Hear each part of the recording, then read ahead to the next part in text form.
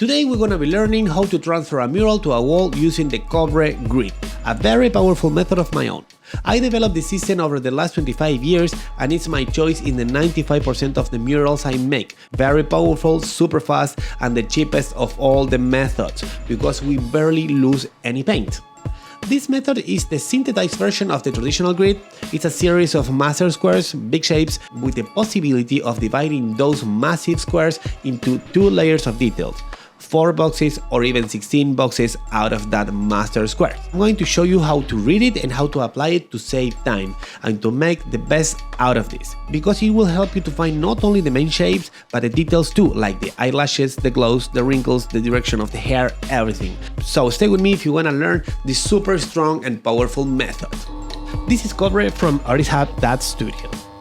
Well, basically what we have to do with the Cobre Grid is to solve problems. After a lot of working and a lot of using different methods, this is the one that I had to develop to make the best out of my time. Because with this method you will save a lot of time and a lot of materials, and trust me, it is the fastest that you can get, because this is our grid, right? This is what we have to trace on the wall. And this is the image we have to transfer to the wall. It's really easy to only make these dots instead of making the whole line. It's really easy to work all around this dot and never losing it. And in a lot of my work you can still see those dots. Nobody will see it, only me, but I know they are there because you can leave them. Because I really like to have them during all the process, because I can really see where all the textures are, where all the glows, where the eyelashes, where the pores, with the direction of the pores, everything will be driven by these dots.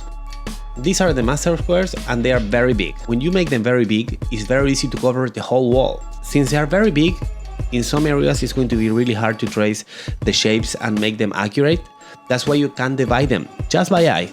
I have this square. This is 60 centimeters by 60 centimeters, 2 foot by 2 foot. You will never trace these lines. They are only on your head. I will divide this in the half, this in the half, this in the half, and this in the half. Like that, I will find the middle of my master square and I will find my 4 boxes layer. And like that, it's going to be way easier for me to read this information from my grid. I could find this line already if I want. In some cases, when you need even more definition, I can find the quarters of these lines, quarter here, quarter here, quarter here, and there, and there. And like that, I will find the division of those 4 squares, the 4 box layer. I will divide those in 4 again. So I will have 16 out of 1 master square. And that's crazy detail. That's a lot of detail. That's a lot of information that you can read from. And like that, you can find these 16 boxes. You wouldn't trace these lines, right? But you will have them and you can see them in your head because you have it in your paper, but you don't have it on the wall. It would be rare for you to use the 16 layer, but for some areas like the eye, the nose, the lips, you have to be very precise because you can change the whole expression of the face and you don't want that. And in some areas, we don't really need that much information, like here in the hair, we don't need to trace anything because you can work straight up with the master square. And maybe over here, look, the cheekbone. Some things you do it only in your head, and in this master square I will divide this line in the half and I will have to divide it in 3 because my cheekbone starts in 1/3 of this line. To make it more graphic to see, this is what I'm going to do on my wall. Like I have here down below, that is my wall. But in my reference, I will bring this grid. I made this grid only once and I use it every time because I will drag it from my computer and I'm gonna place it here and that's it. You have to make it only once and then you will bring this reference to the wall because you have everything well defined and you don't have to cover these lines. So this grid will show me the master square, will show me the 4 box layer, and it will show me the 16 box layer. What we have to do now is to find the piece in the wall, from the reference to the wall. You know this from before, but it's really important to find the first square, and then you will grow the rest of the mural out of that square. I always like to start with the right eye on the wall. I will start from here.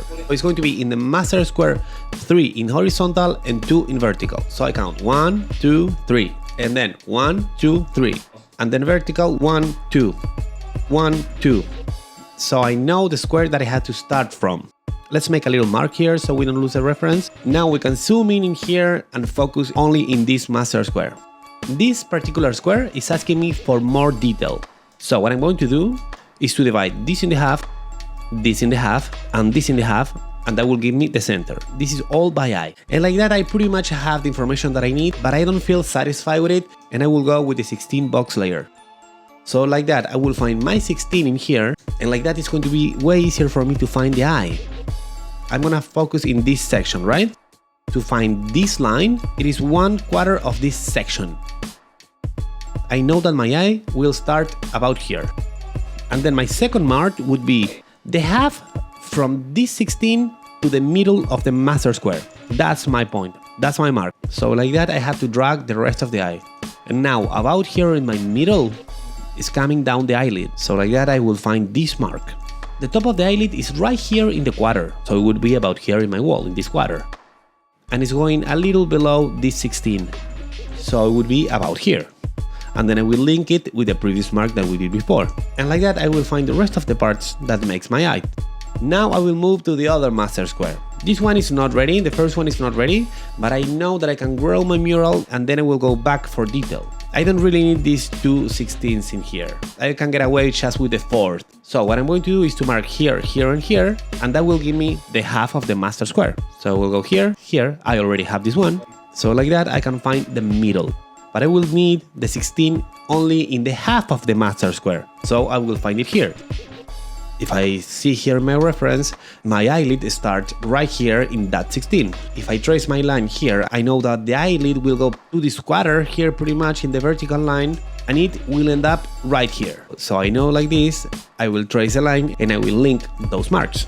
And so if I find this 16 in here, this curve in here, my tear duct, it is about 1/3 from that little structure line. So if I divide it in here, from this half to the middle, it is right here in 1/3. So I'm gonna build my curve of my tear duct out of that third. So like that, if I linked it, and then over here I almost have every information that I need, so I will use my artist interpretation to link them together using my gut. So we already have the information we need for the pupil, so it's about here in the half. To find the other side of the pupil, I will divide this line in 3, so the pupil is right there in 1/3. 1/3 of this section will give me the pupil. Basically like that, you will find the rest of the piece. This is a very powerful method because it allows you to work really fast. You trace a grid super fast and then you will find the rest on the go. It may seem confusing here in Photoshop, but once we move to the wall, it's gonna make much more sense. And to me, after 25 years of painting, this is a method of my choice. It will always deliver. So like that, if you step back, you will see that the eye is right there in the same position, in the same place. Of course, it will need a little tweaking. In the rendering layer, we want to finesse it a little bit more, but the main shape is right there. Like every project, you start buffing the wall. If you have to cover a previous mural, it will happen. I know it's sad, but this is the way it is. This is art that expires. We own the experience, we don't own the murals. If we paint in the street, you need to know that sometimes those murals will go away. And I'm gonna be buffing the wall with the midtone of my portrait. Once we have our wall dries out, we have to measure. And after measuring, I know that my master squares have to be 60 centimeters. So I will make a mark every 60 centimeters to grow the grid out of these marks. 60 centimeters here, 60 centimeters there, 60 centimeters are 2 foot. And once I have the edge of the wall with all my marks, I will have to measure my level and I will have to find the same dot. I will make a dot at 60 centimeters. So this is very important to pay attention, try to be super clean, because if you miss that level, you have the risk of losing the level of the project line. You know what I mean? And that's why you have to be very clean, very precise with this step of the method. And here you have it. I have my full wall covered in dots. It took me about 20 minutes to do the whole thing. It's way faster than a traditional grid, and it's faster than a doodle grid too.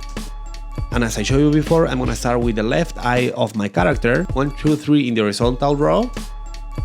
1, 2, 3 by 2 vertical. I know this is a master square that I'm looking for, and I'm going to grow my mural out of this one. I'm gonna make a little marking here, so it's gonna be easier for me to find it later. There, that's it. Okay, I'm gonna speed up this process a little bit because I don't wanna bore you. You already know what we were doing. But here, basically, what you see is I'm dividing that master square into the 16 layer. I'm dividing the next master square because I know that I'm gonna be using it too. But on the go, while I'm painting on the go, I will find the 16 here if I need it, right? I'm gonna be using this mid-tone reddish brown. I would go straight up with my dark color. I will go straight up with my detail color. I'm gonna do it like this for you guys because sometimes it's fine for you to use a lighter color to find the structure, and then you will use a darker color to clean a little bit, to find a better shape out of those searching lines that you have done. I have a lot of experience in this and I don't really need it, but it would be good for you if you start doing it out of a searching line and then you go with a detail layer. Here you can see I'm trying to find all the shapes, all the master shapes that make my eye, and I'm finding the 16 when I need it. I'm not pushing it that much. If I don't see that I need it, I won't do it. Here you can see that I found my shades too. I'm gonna give it a little bit of volume, and now I'm moving to the dark color that I'm gonna be using. This may be like a 0.8, 0.7.5 in value. It looks very dark, but if you put some black on top of it, it will really shows. And I'm gonna give it a little details like the eyelashes, because that will help me to find the shapes. They may be going later because I will have to render on top of it, but I will have it through my paint. A little bit of transparency is always good because you can see those under layers, and that's all right. That's more about rendering. We are not there yet. This is about finding the shapes, right? I find my under eyelashes, I find my upper eyelid in here. As you can see, I found another 16 in there that I had before, and I know that I'm gonna be rendering it, so it's alright if I go with a darker color to make that 16. I'm finding a quarter in here, and that quarter give me the bones of the cheekbones, the forehead, you know, like that. I will find the rest. I'm gonna speed up even more this process, but here in the cheekbones you can see that I don't really need the fourth, only with the master square will do it. The nose and the eyes and the lips will take me the 16, but the rest I may go just with the master square. That's alright. Because if you change a little bit those lines, you will change the whole expression, and it's always good to have the expression you're looking for, right? You will see that a lot of my dots from my master square, I'm gonna still there even until I finish my mural, because this grid will give me the opportunity to fix all those details in the place they're supposed to be. There you have it. That's my whole piece. That's my structure. You don't need to find anything else. Everything is there, and now it's about to clean a little bit the background, so it's going to be easier for me to render. I'm gonna start with the rendering process in here, and the pluses and the minuses I will have to erase them because they are like very obvious. They are lines, but the dots I don't care to leave them like that because I will have it for the rest of the process. It's very, very useful, very, very powerful, and I highly recommend doing it this way. It will take a little practice probably, but it's alright. And as you can see, it's really easy to cover everything. All the shapes are in the proper place. Can you see the shadows of the hair that I have on the nose? Those shadows have to be exactly in a precise place. They are not random, so I'm gonna find those shadows out of the grid. That's very, very useful. My ego was big enough to name this method after me. Since it is the method that I developed over the last 25 years, I think it was worth it. All my research drove me to this because I was trying to save time. Traditional grid is very powerful, but it's time consuming, so I use it what I need from that, and I synthesized it into a system of master squares. Instead of making the full vertical and horizontal lines, I will only make a dot in the intersection, and I will have to imagine the rest. And I will have no need to trace the line, giving us the master square out of just 4 dots. If needed, if you need more information, more definition, you can divide that master square in 4 boxes, and if you need more definition, you will divide those boxes up to 16 times. So you will have 16 boxes out of 1 master square, and that's very handy because you will choose when to use 16 boxes. And the most important thing is that you can find the 16 boxes with no tools. No tools are required because you're gonna be measuring everything by eye. You will need tools only for the very beginning, and that's very nice because we are artists and we don't like measuring things. We want to paint. That's simple. We all know that. Okay, now we're going to see the pros and cons of this method. The pros. Number 1. This is the best productivity material cost that you can get. This grid requires no waste of paint since we don't have to cover anything, and we can use a grid even for the final touches like the glows, wrinkles and pores. Since they are dots, you don't need to be obsessed covering everything out. They go totally unnoticed if you leave some of them in the final mural. Number 2. Even if you have to measure, it's very fast to apply, and if you have a long level, you can score 3 boxes at a time. Number 3. It needs the artist's interpretation behind, and you can see the humanly made through the strokes, and that's very pleasing for the eye. The final result will have that loose vibe on it, and that's very nice. That's something we want in our piece. Number 4. The grid is constantly working for the piece. It makes it very handy for details. With the doodle grid, you will have to cover all the marks, and that will make it really hard for you to find the details. And with a traditional grid, you will have to cover all the lines before to do anything. And with a projector, you will have to trace everything at once. If you don't do it, you will have the chance of losing detail. With the Cobre Grid, everything fits in every process of the mural. Number 5. It doesn't matter the wall size. You can make it work in 40-story buildings or in a 3 meters wall. Number 6. You have great control of the framing. Now the cons. Number 1. You need to be pretty methodical and clean. A sloppy grid may end up in a bad mural. It needs time to achieve perfectly level boxes. Number 2. It needs a little previous work. You need to bring your reference already gridded. Number 3. It is slower to start than other methods like the freehand or the doodle grid. That makes it less fun since we have to measure stuff. And number 4, we need to measure and place a grid with a level, so we need tools for that.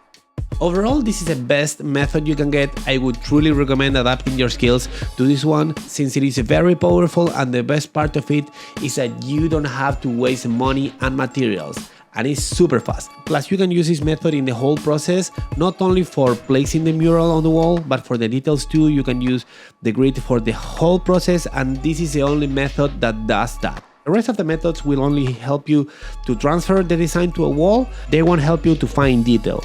And this is the only one that does that. And trust me, this is very, very important. So you don't have any random things. Everything is in the place it's supposed to be at the end. And if you want to learn how to render a mural like this, you can go to the studio website, which is ARTISTHUB.STUDIO, and I have tons of courses in there. I'm going to teach you how to paint graffiti, hyperrealism, portraits, anamorphic, stencil, digital art, everything. I basically made a school I wish I had in my beginnings when I was starting, because you have everything you're going to need there. I basically dumped 25 years of experience in a lot of classes, a lot of information in there, so go and check it out. To recap, the Cobre Grid is a system of imaginary boxes. You have to imagine all those lines because you will only have some dots on the wall. And those boxes are called master squares, which are big, less tedious to find on the wall, less tedious to trace. And if you need more definition, you can divide that box into 2 more layers, 4 boxes layer and the 16 boxes layers, with no tools, just by eye. I hope you really like this method and you learned something out of this video. There are 5 more very powerful ways to transfer a mural to a wall or a canvas, depending on the problem you have to solve. And be sure to check out the studio website, which is ARTISTHUB.STUDIO, and please like the video and subscribe to the channel. That really helps. See you in the next wall.